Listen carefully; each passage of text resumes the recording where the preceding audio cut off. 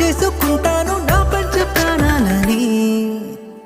చెల్లెమ్మా నువ్వు పుట్టాకే అన్నలా నేను పుట్టానే, 100 జన్మలు 1000 జన్మలు తోడుగా నీకు ఉంటానే.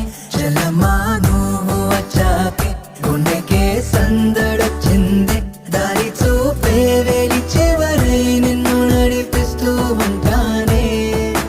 నీ చిన్ని పాదం అడుగే